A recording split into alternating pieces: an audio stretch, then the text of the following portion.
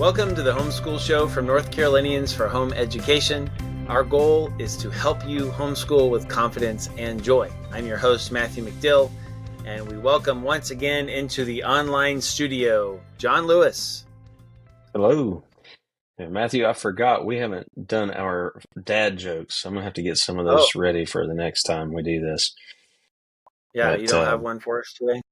I don't have one right now. I might think of one before we're done. But have you heard of the new sport called silent tennis? No. It's pretty much the same as tennis, but without the racket. Love it. Oh goodness. So let's move on. We have a good show for you today. And first we're going to talk about homeschool news. We got a few things for you there. And then homeschool conversations. Matthew and Amanda had a talk about how to overcome homeschool challenges and what to think about government oversight. And that's an interesting topic for us to discuss. Also, we're going to have Homeschool Helps with Amanda. She's going to talk about building a routine for your homeschool. So first, let's discuss the homeschool news.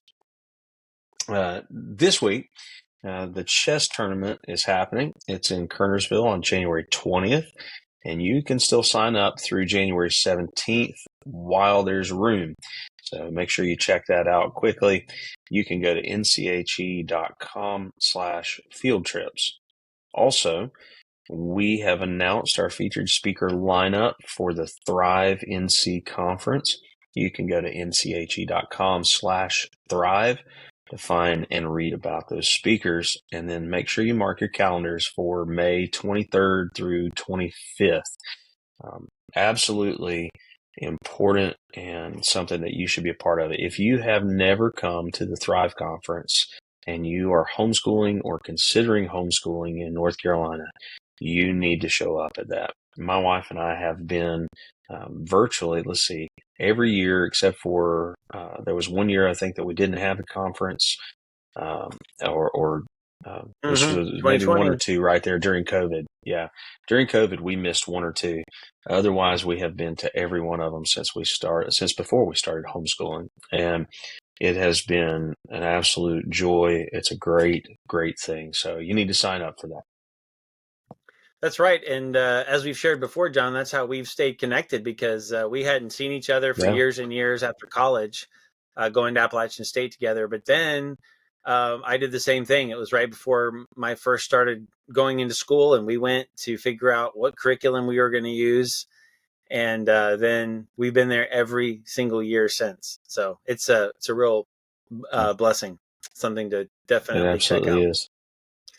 Okay, now we'll move into Homeschool Conversations. We have recorded a conversation that Amanda and I had about a survey put on by homeschoolplus.com. And it's in a great article titled "The Homeschool Movement Explained." And we were just going through the different results of that survey, which were very interesting. And this part of the conversation is where we talk about some of the challenges, the challenges that people are expecting, which are pretty accurate, but we respond to some of those. And it's really interesting to find out how many people believe that the government should be providing oversight for homeschooling. So let's check this out.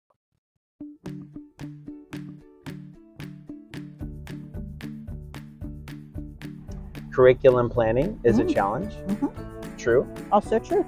Time management, 35%. Yes. That is definitely a challenge. Mm-hmm. Lack of access to resources and expertise, 33% say that's a challenge. Yeah.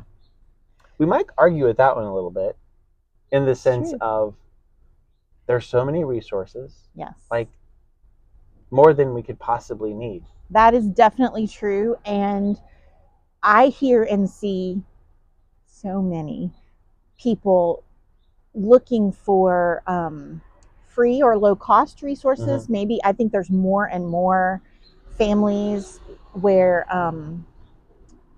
financial resources is a challenge that they deal with, and they just don't know about the resources that are available. There's also a problem of a little too much information sometimes, it's and so some of many it, resources. and it's hard to weed through and figure out what is correct, what is good, what is incorrect information, and all of that. So I could see that is a challenge. But we wouldn't say lack of access. Right. So, and this brings up a great point. What people need is guidance, which is exactly what we try to do. Right. Is guidance for how do I navigate all of the resources? How do I pick a curriculum? And of course, this is when we want to say, go to nche.com, look at the help section, watch Homeschool Helps with Amanda, come to the conference. Absolutely. Go to the workshops that describe the different philosophies of home education, the workshops that are given about how to choose a curriculum. Go to the vendor hall and talk to the providers. I mean, there's so many ways of navigating that. It's so helpful. Yeah. And I think the great thing about being able to go somewhere like nche.com is it's very broken down. It's not so overwhelming as if you just Google homeschool resources or homeschool curriculum, and you'll come up with a million results. And it does get overwhelming because there's so many choices out there. But using a resource like our website or the conference or something like that sort of breaks it down, makes it less overwhelming. So another one is meeting legal requirements, 32%. Okay. And we have to remember this is national, not in North Carolina. Right. Of course, we know that people are worried about that. Sure. Generally, again, what we're trying to do is say, you don't need to be worried about that. Meeting the requirements of homeschooling in North Carolina is super easy. And that's why we have the resources online to explain those things to you. So you want to make sure that you understand it's very simple in North Carolina. It doesn't require a lot. We are one of the freer states. Yes. And so you want to check that out. And so you're not one of the 32% worried about it. That's right. As a challenge. Lack of structure and routine for 31% say that's a challenge. Sure. And I think that's true. It is true. I think sometimes, anytime the unknown is scary and you think, how can I do this? You know, when your child is in a public school or a private school, that structure and routine is provided for them. And then if you bring them home, then that's on you. And that can be scary. Yeah, it is. It's really hard. And then at the bottom, it says 25% scheduling, which is kind of the same thing. How do I have some kind of structure in our day? And so, and then 29% say teaching difficult and boring subjects is a challenge. Which is true. That's true. But going back to access to resources, there are so many helps out there for those different subjects. There are co-op classes where they could interact with a teacher that maybe is really passionate about that subject, and that helps. Or an online course, like I am not a math girl, so I unapologetically have my kids do math not with me once they get to high school. I just farm it out, whether that's an online class, which is what my high school is doing right now, or a co-op class. That's what I do. And there's a lot of resources out there. So even though it is a challenge, there's help. Right. Okay. I'm going to scroll down here to parents' sentiments on state testing and homeschooling. Ooh. And I just have to prepare you. This is very disturbing. Okay. 73% believe homeschool students should be required to participate in state testing. Wow.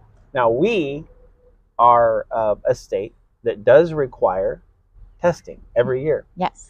A lot of other states don't require that. So we're unique, somewhat unique in that way. There are some. But the reason that's in our law is because it was actually a concession on our part, because we were helping, NCAG was helping establish a fresh version of the homeschool law. This was a concession so that we could get the other parts that we wanted. We didn't suggest that the state should need to be able to do that. Definitely not. And this is worse. 83% believe the government should mandate homeschool subjects. I am shocked by that. I really am. Interesting. And there's two reasons we would react to that. One is because we would think that people who would consider homeschooling would also have a mindset that is less institutionalized, Right. A little more reliant on the parents are able to do this. Yeah. Our worldview is important. We don't want the state telling us. But again, the whole religious and worldview issue was at the bottom of motivations now. That's true. So we have a You're completely right. different generation of homeschoolers who have different reasons for doing it. Yes. And so That's maybe true. they have a different worldview. I guess so. They have a different worldview than me. For sure. And me also, even if I, of course, this is maybe different than when I first started homeschooling 19 years ago, but even if I removed the religious motivation out of our homeschooling, I am still enough of a, I don't know what the word is, free thinker, maybe rebel. I don't know what the word is, that I really, even if I was homeschooling for completely non-religious reasons, I still wouldn't want the government involved in my homeschool. I still would want it to be just me. I'm in charge. I make those decisions for my own kids. Yeah. So that's interesting to me, huh? All right. Well, I think this is very interesting. It's encouraging to know that a lot of people are interested. For sure. And we're here again to continue to help you homeschool with confidence and joy if you choose to do that. I think it's pretty reflective. I think it helps us know what people are worried about that we can help them with, and people are worried about that they shouldn't be worried about. Exactly. And I think it also points out that we, not only from the government and not only from public school or other perspectives, we are having a new generation of homeschoolers who are willing for the government to dictate what they do. Right. And so we would be concerned about that. And we want you to know that protecting homeschool freedom is one of our values and one part of our mission. And we're going to continue to do that so that the focus is on the parents having the responsibility and authority to determine the scope and sequence of their children's education. Absolutely right. Yeah.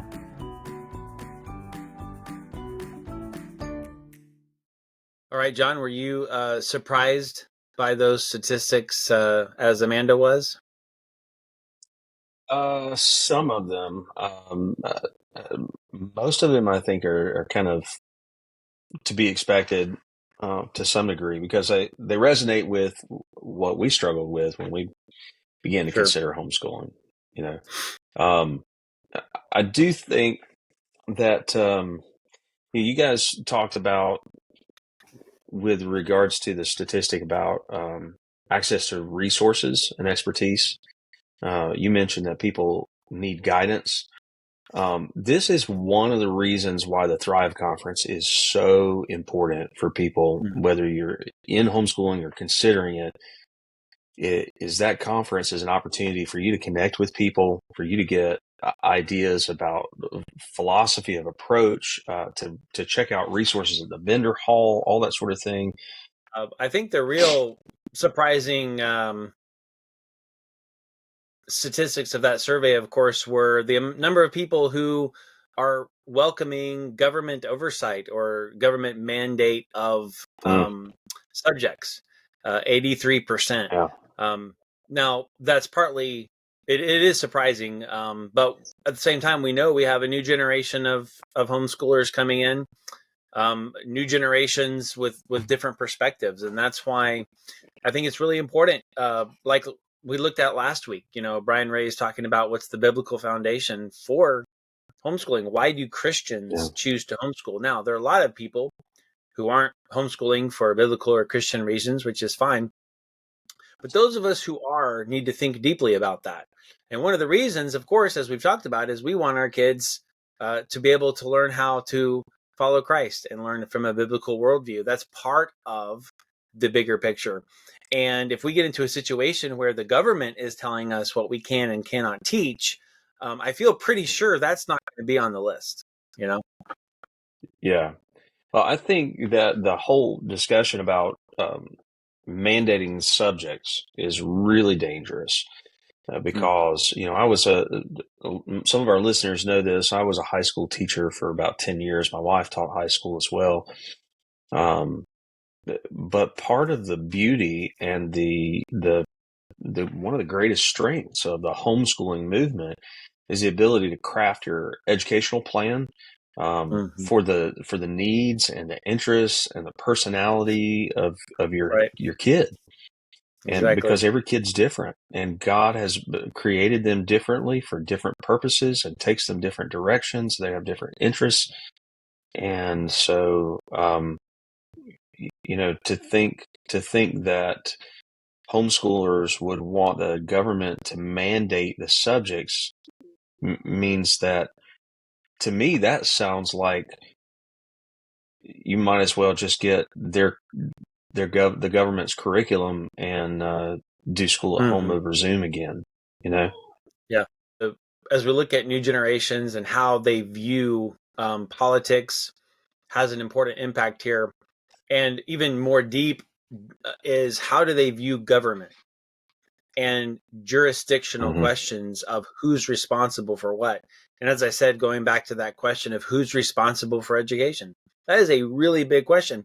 But growing up through generations now of public school and a comprehensive national educational policy, it's pretty clear for most people that it's like, well, the government's responsible for it. I mean, that's an accepted conclusion. The government is responsible for educating the kids, and that's amazing. And I think that is the exact policy or the exact assumption that we are willing to question.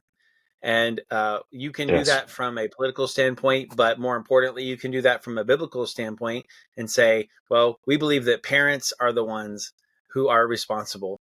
And that's what we want to continue to fight for.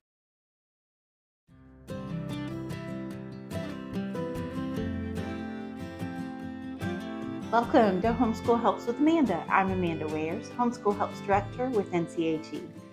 Today we are going to be talking about developing a routine in your homeschool. So when I first started homeschooling, a lot of years ago, 19 years ago now, I had a 9-year-old, a 4-year-old, and a 2-year-old.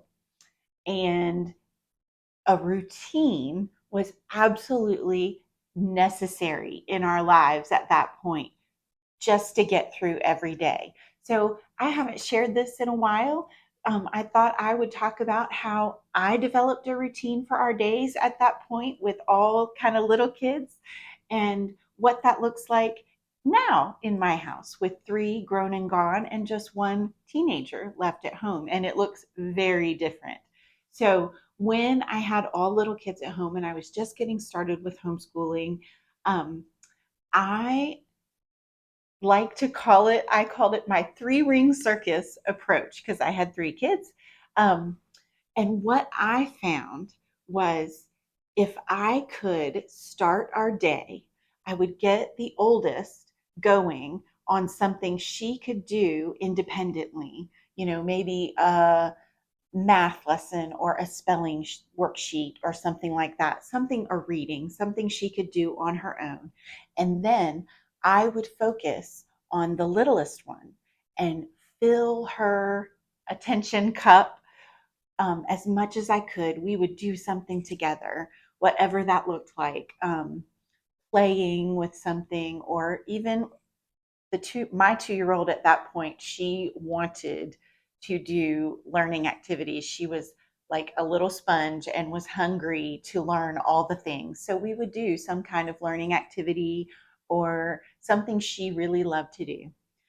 And I found that even if I could spend, 15 or 20 minutes of focused time with the littlest one, then I could send her to play on her own or put her in the high chair and give her something to do. And she would be just fine to do that and not as demanding of my attention, while I shifted my focus then to the second ring of the 3-ring circus, the 4-year-old. And I would spend some focused time with him as well. And then I would send him and the 2-year-old to go play together. They would go and do something, or I would set up some kind of activity for them to do so that I could then focus on the one-on-one things that I needed to do with the 9-year-old, what she needed my time for at that point. And then after that, it was not as difficult once I had sort of filled the cups of the little ones one by one by one. Then we could all sit together. I could read to them. We would do our read alouds. We would make lunch and all of that. And then it just helped our day flow from there.